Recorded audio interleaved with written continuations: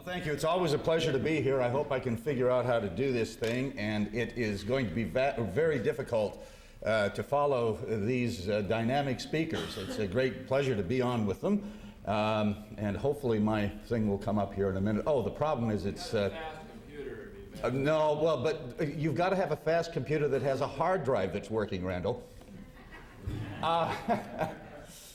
He and I have been arguing this issue for many years. Okay, here we are. Now, I'm going to try something a little bit different here. What I want to do is sort of give you a case study of some real public policy progress that has been made over the last year in Australia. In fact, the progress started at the American Dream Conference last year, when, as a result of my presentation, I got in touch with the Housing Industry Association of Australia. They took me to Australia for 10 days last year. I ended up having meetings with political officials, doing speeches all over the place, had a very good meeting with the governor of the Reserve Bank. We disagreed at the beginning of the discussion and agreed at the end of the discussion, which was very pleasing to me. And I'm not saying that either one of us, both of us, moderated our positions a bit. But I've just returned from 5 weeks and 22 speeches in Australia, and I want to tell you about it and what's been going on, if I can figure out how to make this thing work. Now, what I'm going to be doing is breaking this into 5 pieces, a discussion of what's called the Great Australian Dream, which is their version of the American Dream. I want to talk a little bit about, and I can't read the second slide, unfortunately, because what does it say there? Debunking the myths of urban consolidation, which is the Australian word for smart growth. Then I want to destroying the Great Australian Dream. I want to say a couple things about public transit, because I know all of you would be real disappointed if I didn't. And then finally, a little bit of discussion about the progress that has been made now over the last year. First of all, democratizing prosperity is what I talked about last year. The relationship, as we've seen it before in the presentations, of how home ownership has meant so much to the improvement of prosperity around the world and in our countries. If you go to Australia and listen to urban planners, you'd get the impression that Australia is a crowded aisle on which, if you build one new greenfield house, someone will fall off the other end. The fact is, however, that in Australia since 1980, the amount of farmland taken out of production has been equal to about the size of Oregon and Wyoming combined. And of course that means that urbanization has not been the problem. So much farmland has been taken out of production because of better production that the entire Chinese urban population could be put in that space at Australian densities. Now, many of you don't think about land as being something that should be released, but you see the whole planning equation over the last 2 decades in Australia, and in New Zealand, I should say, where I'm going in a couple of weeks, has been absolutely turned around. No longer does a developer go out and buy a piece of farmland and develop it. No, they sit around and wait for government to release land.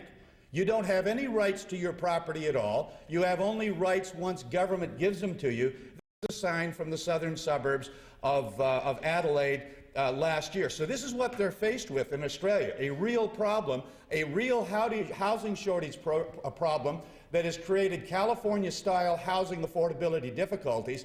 And while this presentation isn't about America, I want to make sure all you understand that the discussions we've heard earlier today about the affordability problems from Washington to Boston and along the Pacific coast are very much concentrated in those areas. They don't exist for the most part in the rest of the country, including the city where we are today. But you see what's happened over the last few decades. You see we've had a huge explosion of prosperity around the world. This has been, I would argue, since World War II, very strongly related to the rise of the automobile and the rise of home ownership in society. And this is done very well in Australia as well, as the home ownership rate from after the war went from 40 to 70%. Now here's the problem, however, and this is Perth, a western city about the same size as Portland, Oregon. You see that for about the period of 1980 to 2000, housing prices were rising a little bit, about the same rate as the GDP per capita. That's more than they should rise. But look at that explosion that has occurred in Perth. what's happened in Perth, what's happened in Sydney, what's happened in all of the capital cities of Australia, is that the supply of land, one way or another, has been so constrained that housing affordability has been absolutely destroyed. And that has real impacts for the future of this economy. So that if we were to look at the prices in Sydney today and say, well, what's the median house price in relation to income in Sydney, and what was it 5 years ago? Well, at this point, in Australian dollars, the median house price is $505,000. If it were at the same rate as 5 years ago in relation to incomes, it would only be about $300,000. If it were at the same rate as Canada's fastest-growing urban area, Calgary, it would be under $200,000. And if it were at the same rate as the world's fastest large, the world's fastest growing large urban area among first world countries, it's called Atlanta, by the way, it would be at about $175,000. So that, for example, you can go to the suburbs of Atlanta and see this very modest home that looks a whole lot better than what I was seeing in Santa Clara, Clara County a few minutes ago. You can buy this house for $140,000. You can't buy anything like that in California or Australia or New Zealand at this point. And by the way, most of America and most of Canada, you can still find that kind of thing. Why? Because there is no shortage of land for development. And so this just reiterates what I said about the growth. This is 1990s growth. You see Atlanta, very high, fast growing. The reason I make the point about Atlanta being so fast growing and Dallas-Fort Worth and Houston being so fast growing, where the median house prices are even lower than Atlanta, is because the Australian authorities were misled into believing by their own Productivity Commission 2 years ago that it was demand that was causing these prices to rise, as if supply had nothing to do with it. That view has changed since that time. So quickly, to debunk some of the lies of urban consolidation, which is their term for smart growth, and I just want to go through some of the things that we've said while down there. We hear, for example, that we've got to have smart growth because, you know, sprawl creates traffic congestion. Yet Sydney, that sprawls 1/3 as much as Atlanta, 1/3, 3 times the population density. In Sydney, the average person spends 7 more minutes in a car every day than they do in Atlanta, which sprawls as much, by the way, as any city in the world. You have infrastructure fees per lot now of $160,000 in the Sydney area. Completely phony.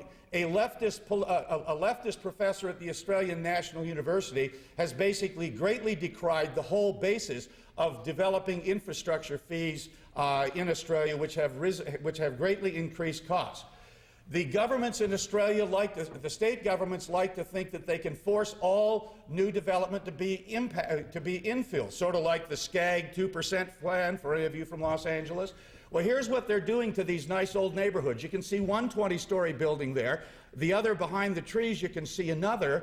And you know, the interesting thing is that those neighborhoods weren't built to handle densities like that. And so that we see up in the Chatswood section of town sewers overflowing because the infrastructure isn't prepared to take it. Now, granted, there's stormwater and there's streets and all sorts of other things like that as well. And there's an endless litany that goes on. I was interviewed all over the place when I was in Australia this last month. An Australian Financial Review reporter who was really very much against my position, at one point in the interview said to me, well, yeah, what about our cities? Aren't they really polluted and don't we need smart growth for that? And I said, well, no, actually our cities are better than they've ever been for centuries. She said, yeah, but what if, and she agreed when I reminded her about air pollution, and she said, well, but what if the low-emission vehicles create little specks that get in our brains? And I've used that in a number of speeches since that time. Those specks apparently have indeed started arriving in brains.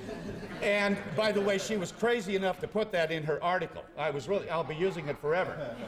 So let's talk about destroying the great Australian dream, because it has been destroyed and they're going to have a lot of difficulty bringing it back. And it's a sad thing, because while I was there, I was fortunate enough to be in the Parliament when, during a question time when Prime Minister Howard announced that the nation had achieved second place to the United States in GDP per capita among the G20 nations at that point. They're not going to hold it unless something happens here. Now, I want to tell you about our international housing affordability study we do every year, 6 nations, United States, Canada, New Zealand, Australia, Ireland, and the United Kingdom. We use a slightly different affordability measure than are used by others, median house price divided by median household income, and I want to show you some of the results to give you an idea of how bad it is. The worst markets up there at over 11 times incomes, or 11 times and close to it, are Los Angeles and San Diego, and I'll come back to San Diego after that. Below that, you have San Francisco, New York. I can't remember if San Jose is separate. If it is, it's in there. The hatched reds are the large Australian capital cities. The red ones, and this is all the markets that had 1 million population or more. We cover 100 markets, but these are the only ones with 1 million population. The red ones are stronger housing regulation. The green ones are weaker housing regulations. That number, that median multiple that is 11 in Los Angeles and 8.5 in Sydney and now 8 in Perth based upon very late information, it should be 3. It is 2.9 in Atlanta, it is 2.8 in Dallas-Fort Worth, and it is 2.8 in Houston, not to mention just about everywhere else in the United States besides the areas that we've talked about today. You can see what's happened to the median multiple over the last 25 years in Australia. Sydney's always been a little high since they started these crazy kind of policies in the 1970s. But notice this explosion in housing prices relative to income has happened within the last 5 to 10 years. And by the way, the results are exactly the same in Los Angeles and the rest of the United States. In 1995, the median multiple in Los Angeles was not 11.2, it was 3.7. So you see here, comparing Atlanta today at a 2.8 median multiple compared to Atlanta's 8.5. And the Reserve Bank governor I've got quoted there is pointing out that this is a land supply issue. It is not macroeconomics. There are those who, especially in the Reserve Bank of New Zealand, thought they could bring down the housing escalation that was occurring there for the same reasons it's occurring in Australia by increasing the short-term interest rates. Didn't make any difference at all, because what was driving the housing prices wasn't interest rates, it was the lack of supply. So there are all sorts of things going wrong in Australia with respect to what I call the planning stranglehold. There are urban growth boundaries, there's slow approval processes, there are release areas, you name it, it's going wrong there, even getting into Boston-style large lot zoning in Melbourne. I guess maybe I made the mistake of mentioning it last year and they had to accept it or something, I don't know. Anyway, the real increase over the last 13 years in the component prices of the deal. They do land and houses separate there. You don't generally go in and buy a house, a new house in a development on the land. You buy the land, you go get the builder. Land prices on average up 142% after adjustment for inflation. House prices up 8%, and that includes a goods and services sale tax increase that pretty much took care of all of that. And this is the real problem that you have in the future, and I show this for Perth. The difference between buying the median price house in Perth today and 5 years ago is $600,000 in the capital cost of the house and the additional mortgage costs over a 30-year loan. Now that is a big amount of money. That is a huge amount of money when you think about the difference in the 5-year increase in petrol costs, gasoline costs, is only $35,000. But think about it, $600,000 that a home-buying household is not going to have to spend on consumer goods, is not going to have and is not going to be in the economy creating jobs. Now granted, some of this money is going to go somewhere else, but I don't believe Australia, a very egalitarian country, much more so than we are, really wants to find itself in a position of moving to a less equal society, yet its policies are taking it exactly there. And so then that brings us to the incredible research done by Raven Sachs of the Federal Reserve Board that basically says that, based upon a study of United States metropolitan areas, economic growth tends to be less in places with strong land use controls than would be expected. And what we see here, this is just a quotation from a professor out at one of the universities in Perth, who's basically saying inheritance may be the way we have to pass wealth in the future. Now that really is pretty hard to take for a country with the traditions and history of Australia, as it would be for us as well. Now, here's the problem with the planning stranglehold. Today, 70% of Australians own their own homes, 30% are renters. If we were to get the average, median multiple, which is about 6, or twice as much as it should be in Australia, if over the next 50 years we were to have a median multiple in Australia of about 6, we'd be looking at pretty much doubling the number of renters as a part of the market and reducing home ownership to 40%. Now in Australia, with a home ownership rate of 40% is not going to be as rich as one with a 70% rate. And you can see it already happening now with respect to migration. Things are a little bit better up in Queensland, which is where Brisbane and the Gold Coast are. People are moving from New South Wales to Brisbane. This shows you the internal migration that's going on. And if you'll, so anyway, and I'll give you a U.S. slide in a moment. Now, one of the things that went over very well in my presentations in Australia, I didn't spend much time on it, was my transit platitudes and exaggerations section, because I started like this. I said, well, take a look at this picture of Toronto. You see the Don Valley Expressway there with all those cars, and that really nice GO Transit double-deck train. Now, why do you suppose all of those people are in those cars? Well, I propose that probably because the train isn't going where they're going. Then one might ask a further question, what kind of policies might one have to implement to get those people out of those cars into that train that isn't going where they're going? That is the basic problem of transit. You can see, for example, in Portland here, if you take this east suburban location, if you have a house there and you've got 30 minutes to get to work, you can get to the green area during peak hour in Portland, or if you want to take transit, you can get along the red lines. That's the basic problem. Now, again, you can serve Portland with a transit system that's competitive with the automobile. An 800-meter or half-mile grid of metro would do it. You'd need service every minute. It is indeed possible. It, however, would consume more than the annual income of everyone in the Portland area to maintain and pay the debt service on it every year.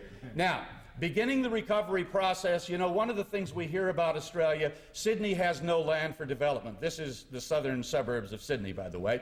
Now, recognizing the problem, there has been an incredible recognition of the problem that has occurred just in the last few months. The HIA, Housing Industry Association, and the Institute for Public Affairs in Melbourne have put together something called the Great Australian Dream Project. I was brought over as a part of that process. The project was launched by National Treasurer Peter Costello. I think it was August 13. Within a day, Prime Minister Howard was basically saying our housing affordability problem will only be solved by more land releases and reducing infrastructure fees. And if that wasn't enough, after some state officials basically tried to say, well, they're just being political, because you see, the problem is the federal government is liberal, which means free market oriented in our terminology, and all the state and territorial governments are labor, which would tend to be left-wing, obviously. The Labour governments have implemented these policies, and so they came back and said, well, Howard's just playing politics. Well, then the nonpartisan Reserve Bank governor comes out and says exactly the same thing. He didn't pat John Howard on the back, but he said the same thing. Since the announcement by these three people, we have had announcements in these states, all states but the state of Tasmania, 5 states, that new land releases are now going to come. Now, granted, it's one thing to announce, and we know the political game, announcing the same thing 3 times, etc., but the fact is there is no one anymore who is any longer hiding behind any belief in Australia that urban consolidation and smart growth have not killed housing affordability in Australia. So now the problem is just figuring out how we're going to get the problem solved. Which brings us back to the United States, because remember, we have the same problem in some of our markets here, except some of our markets, thank God, have not opted for these kinds of policies and remain affordable. So if you look at the U.S. Census Bureau data for the last 5 years, what you find is that 2.7 million people have moved out of the markets that are most unaffordable, principally the coast of California and Washington to Boston, and they have moved to less affordable places. This is a real big difference. You think about the fact that over the last 60 years, the dominant demographic movement trend in this country has been to the south and the west. Not any longer. It's only to the south, and it's back in other directions. Places like Kansas City, Columbus, and Indianapolis are gaining. This is domestic migration, does not include births and deaths and international migration. Now, and I meant to basically say as well, I should just also say about this, think about San Diego. San Diego has been one of the fastest growing metropolitan areas in the United States for 60 years. In the last 5 years, it has lost 100,000 domestic migrants to other places in this country. It has lost 2.5 times as many domestic migrants as Pittsburgh. There is no place that has lost so many as Pittsburgh, historically going back, say, over 50 years. Things are changing radically, and California and other places look like they are pretty sure to face some substantial problems. Bringing me to a conclusion, economic growth is crucial. Home ownership is crucial to economic growth, and having the mobility of the automobile is crucial to economic growth. Benjamin Friedman of Harvard, who is not a rightist by any means, has written a wonderful book called The Moral Consequences of Economic Growth. He goes through a history of economics, and he basically shows that societies cannot sustain themselves or be socially cohesive if they do not have economic growth. This is something to be concerned about, and of course you see the effects of it last year in France with the difficulties they had with the suburban rioting.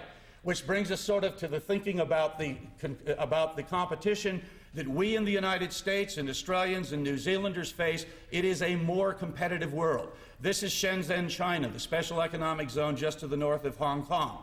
25 years ago, Shenzhen was a fishing village. Today, Shenzhen has 10 million people. This is what's happening in China right now. I was pleased to see someone earlier this morning point out that the Chinese are in the process of building an interstate highway system that will be larger in the long run than our interstate highway system, and that's going to be probably by the early 2010s. So we have a real tough competitive situation in the long run, and the last thing we need in this country, or they need in Australia or New Zealand, is to have a planning system that is stealing the future from our future generations, and that's what's already happening in Australia and New Zealand and California. So that gets me to another slide that is very similar to one of the other, I think, to Steve's conclusion. This is one of my favorite slides from Paris. It's southeastern Paris, a couple of pathways to a commuter rail station. You can see the planner's route there, the concrete or the asphalt path, and you can see the people's route. We need planning reform. We do not need planners to tell us how to live. We need planners to try to figure out what things we need to live like we want to live. And then I think just a little advertisement for my book that's coming out here in a few months, and there's something on it out there. So thank you very much.